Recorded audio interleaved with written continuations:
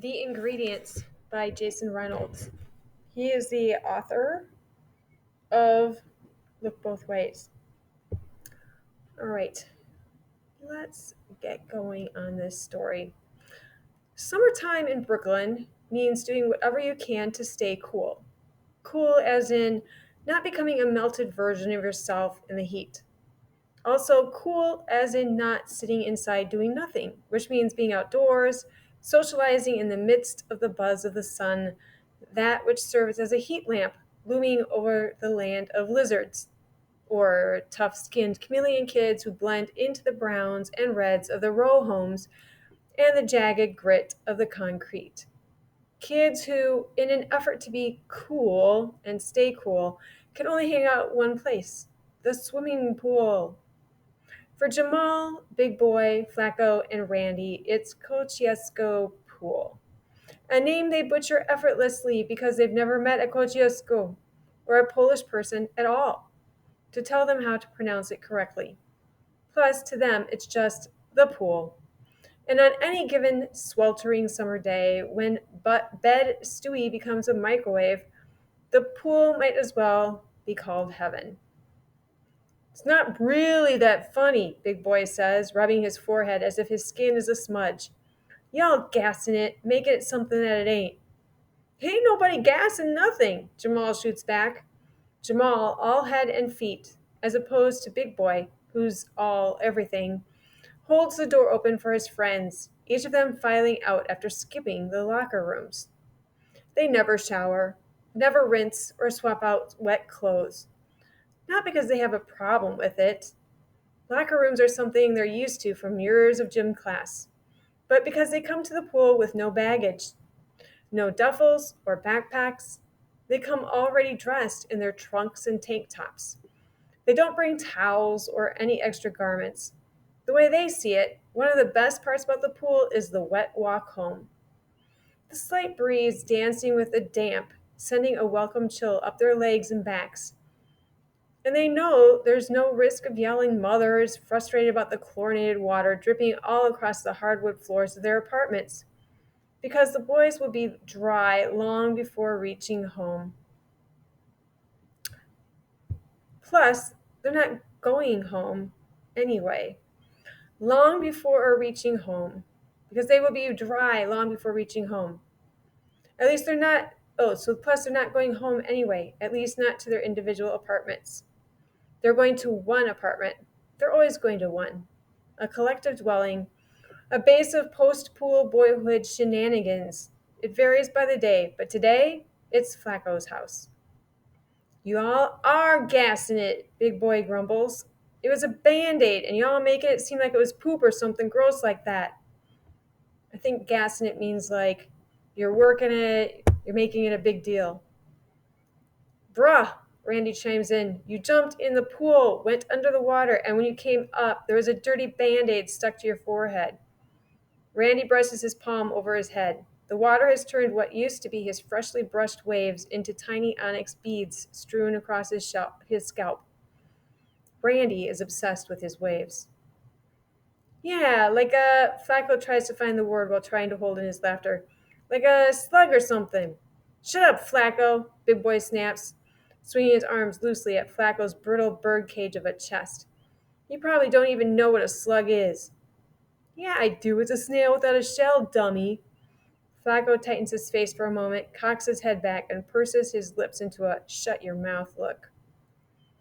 And it's slimy like you was coming up out that water, Jamal follows up. No, like that nasty thing stuck on your head. It was just a Band-Aid, Big Boy barks again as they all turn onto Tompkins Avenue. So a lot like the book that you just read, um, the kids are walking back home. So it's kind of like a little bit of an adventure or something that they do every day. Instead of walking from school, they're walking back from the pool, like in Look Both Ways. Yo, real talk, what if that Band-Aid had some nasty disease on it and it seeped into your forehead and is now eating your brain or something? Tomorrow you're gonna wake up even dumber than you are today. Randy's face is dead serious. And that's a shame. Jamal's is too. A damn shame. So is Flacco's. A low down, dirty shame. A smirk now splinters Randy's mug like a crack in glass. Big Boy sucks his teeth. And even though he knows they're just jokes, he still rubs his forehead, not as if he's fearful of germs, but as if there was once a horn there, or perhaps as if there's one about to grow. Well, if it is, maybe it skipped my brain and is working its way down to my stomach because y'all so busy roasting me, I'm starving. Swimming always makes them hungry. They have no idea why, but it always does. Maybe it has something to do with them holding their breath. Or maybe it's due to the energy it takes to tread water or to stay afloat. Either way, whenever they leave the pool, they're always empty, famished. Starving, Jamal repeats. I could go for a sandwich. Ooh, like peanut butter and jelly? Flacco chimes in. I mean, that would be fine, but I'm thinking something even better, Jamal says, like turkey with lettuce, tomato, some pickles, Randy interrupts, nodding his head as if tasting the dill. Of course, pickles, some mustard, on a hero, cut in fours. Jamal rubs his belly as they cross the intersection at Green Avenue. On Tompkins, there's a bodega. A bodega is a little store on almost every corner. Each of them advertises deli meat with the same poster for the brand Boar's Head, which is the image of a perfect sandwich, and above it, well, a boar's head. A boar is like a pig. And none of the boys ever noticed the wolf-looking pig with the underbite. They only notice how green the lettuce is, how red the tomato, the perfect folds of meat they've seen cut from a football of ham or chicken or turkey over and over and over again. Just like that. Jamal slaps his palm to the glass of the bodega, presses his fingers against the sandwich ad. Yum, yum. I mean, that looks good and all, Big Boy says, but I was thinking something like maybe, the beef you get with beef and broccoli from the Chinese spot. Randy, Flacco, and Jamal look at Big Boy like he still has a used Band-Aid stuck to his head. Just hear me out, Big Boy continues. You take some of that beef and put that on some bread, and you put the broccoli on it too, right? Then you put the lettuce and tomato and all that on it. What really makes it fire is when you put the hot mustard and the duck sauce and just a little bit of soy sauce on that thing. No mayo or mustard. Man. Oh, and you crunch up some of them dry chow mein noodles on it too, like how we sometimes do with the chips. Now that's a sandwich. Yo, it's good to know that nasty Band-Aid ain't infecting your brain yet because that sandwich actually sounds mad tasty. Like with the tang of them sauces mixing with that beef? Yeah, Flacco nods. Exactly, Big Boy responds with a deeper, slower nod. Or maybe even like some pastrami or something like that. Jamal, inspired by the beef and broccoli sandwich, revises his original idea. And you just stack it up like a fistful of it. And instead of putting it on a hero or on slices or even on a regular roll, you put it on a challah roll. A what? Big Boy asks. A challah roll. It's like Jewish bread. Looks just like the back of your head, Big Boy, Jamal jokes. Shut up. Big Boy rolls his eyes until only the whites show. Anyway, they sell it over there on Bedford. A kid I go to school with let me taste it one time and I was hooked. Delicious. You put that pastrami on there, and then you add some Swiss cheese and some coleslaw, a splash of hot sauce for a little heat, and a few corn chips for crunch, and boom, you got your own little piece of heaven. Jamal slows his walk as they approach the next corner when it hits him. A challah heaven. Sounds like it, Randy agrees, not realizing that everyone else is easing to a stop. Randy steps out into the street. A car zooms by and almost clips him. He jumps back just in time. Yo! Flacco calls out. Whoa, Jamal yelps. What the hell's wrong with you, Randy? Big Boy says, now yanking Randy by the arm, a delayed reaction. Snap out of it. My bad. I'm just so hungry. Ain't even seen the car coming. Do we need Flacco to hold your hand, bro? Big Boy asks, his panic immediately slipping back into poking. Why, I gotta hold his hand, Flacco whines. Because you got hands like your mother, Big Boy says. Pretty petties, trying to clap back for all the Band-Aid jokes. Sandwich making hands. My mother got bust you in the mouth hands, Flacco puffs up, and you best believe she passed them down to me. Fine, Jamal cuts in, extending his arm to Randy. I guess I'll hold Randy's hand. They all laugh, and while passing another store, Randy slaps the glass. His turn to give another picture of a perfect sandwich of 5. I need one of them to hold my damn hand, he says, palm brushing his hair again. Maybe not one of them, but like a half smoke or a Polish sausage with some of that kraut stuff on top. I never had it, but it's called sauerkraut. It's sauerkraut, not sauerkraut. Sauerkraut. And do you even know what it is? Flacco asks. I don't care what it is, Flacco. I want it on there. I want the kraut and some ketchup and some jalapenos and some jerk sauce. That's what I want, Flacco. Is that okay with you? Randy's voice deepens to a bass. Hey, hey! Flacco holds his hands up in surrender. As long as you okay with pooping your whole heart out through your butt, if you good with that, I am too. Exactly, Jamal adds. You like it? I love it. Hey, Randy, you won't have a heart. Apparently, because of that Band-Aid, I won't have a brain. But Flacco don't even have the courage to eat a real sandwich. He's talking about peanut butter and jelly, Big Boy says. All the delis we passed on this yellow brick road, and this fool gonna ask the wizard for peanut butter and jelly. What's wrong with peanut butter and jelly? Flacco asks, his head slightly cocked. Nothing, Big Boy says. Yeah, nothing, Randy follows.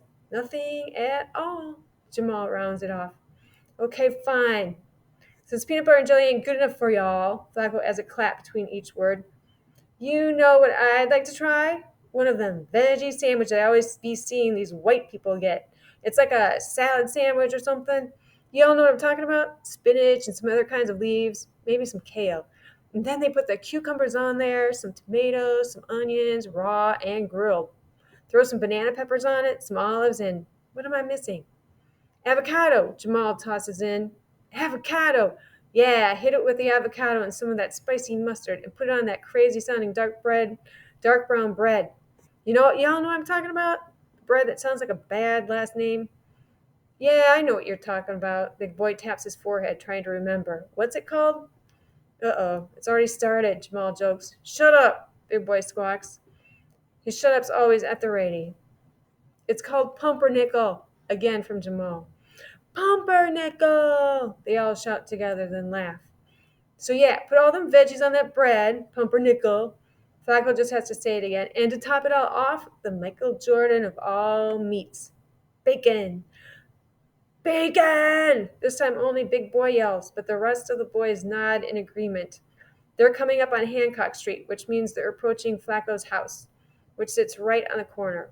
Well, not right on the corner, because the bodega sits right on the corner, but next to the bodega is Flacco's house. Behind them, a disappearing trail of water. The drops becoming less frequent with each traveled block, each past deli. That means that they are drying off. Finally, Randy says. Right, Jamal cosigns as they climb the front steps. Flacco jams his key into the lock and opens the building door. And the boys, now almost completely dry, take the steps 2 at a time before barreling into Flacco's apartment. Ma! Flacco yells, kicking his shoes off at the door. No answer. He checks the bedroom and repeats, Ma! Nothing. Jamal, Big Boy, and Randy remove their shoes as well, then flop down on the couch in the living room, right in front of the air conditioner. And when Flacco reappears, he's holding a bottle of lotion. This is also tradition. The chlorine dries their skin out, scales it, and covers it in a layer of uncomfortable white. The boys smear it over their arms and faces, in between their fingers and in the corners of their mouths. They rub it on their kneecaps and up and down their ashen legs, the dryness fading like static coming into clear picture. So we eating? Big Boy asks, rubbing his hands together. Oh, we definitely eating, Flacco says, heading into the kitchen. Pumpernickel, Jamal murmurs under his breath, a grin on his face.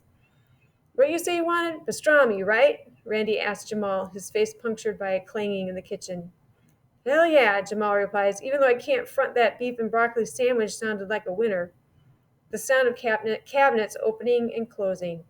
I was all for it, until Randy started running off about the Polish sausage with the sauerkraut and the jerk sauce. Big Boy confesses. The sound of the refrigerator door unsticking, resticking. And then Flacco returns from the kitchen with 4 bowls, a box of cereal, and a half-gallon of milk. Don't worry, he says. I got sugar.